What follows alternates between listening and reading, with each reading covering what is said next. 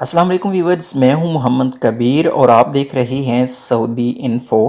ایٹمی حملے میں زندہ بچنے والی اکلوتی عینی شاہد خاتون نے سعودی ولی عہد کو کیا بتایا، آئیے اس پر بات کرتے ہیں۔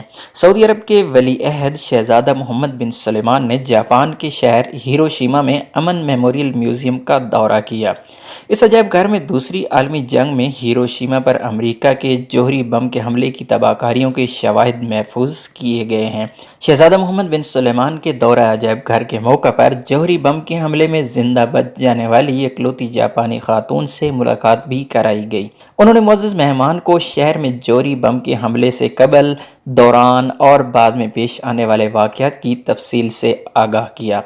ایک 81 سالہ خاتون نے بتایا کہ جب ہیروشیما پر ایٹم بم گرایا گیا تو اس وقت اس کی عمر 7 سال تھی۔ اس نے ایٹم بم زمین پر گرنے کے بعد دیکھا کہ ایک نیلے رنگ کا فلیش مرغولی کی شکل میں آسمان کی سمت جاتا دکھائی دیا۔ اس نے پورے آسمان کو اپنی لپیٹ میں لے لیا۔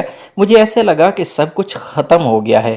زندہ بچ جانے والی جاپانی خاتون نے بتایا کہ ہیروشیما شہر میں ایٹم بم سے ہونے والی تباہی ناقابل بیان تھی۔ ہر طرف المیے کی کیفیت تھی، شجر و حجر، ہر چیز پسم ہو گئی تھی۔ جاپانی خاتون نے سعودی ولی عہد کو بتایا کہ ہیروشیما پر ایٹمی حملے کے کئی سال بعد وہ اسکول جانے لگی۔ وہ سب کی توجہ کا مرکز تھی کیونکہ بچ جانے والوں میں اس کا نام بھی شامل تھا۔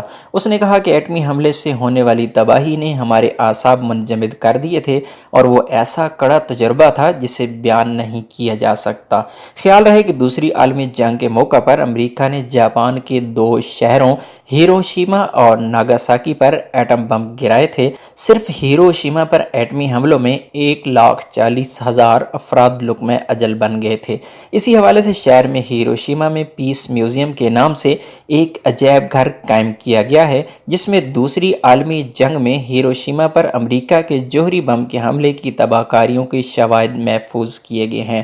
ناظرین، یہ پیس میوزیم ایک تو امریکہ کو منہ چڑھاتا نظر آتا ہے، جہاں امن اور اصلاح کا داعی امریکہ آج دنیا بھر میں ایٹم بم کو ختم کرنا چاہتا ہے، امن کا پیغام پھیلانا چاہتا ہے، وہاں پر امریکہ کے منہ پر ایک تمانچہ آج بھی جاپان کے اندر موجود ہے جو ہر وقت اسے منہ چڑھا رہا ہے، اور دنیا کی نظروں کے سامنے ہوتے ہوئے اتنا بڑا ثبوت آج بھی دنیا پتہ نہیں کیوں امریکہ کے پیچھے چلنے کو ترجیح دیتی ہے۔ امید ہے ویڈیو آپ کو اچھی لگی ہوگی۔ ویڈیو اچھی لگی ہے تو ویڈیو کو لائک اور شیئر ضرور کیجیے گا۔ ملتے ہیں اگلی ویڈیو میں، تب تک کے لیے اجازت دیجیے۔ اللہ حافظ۔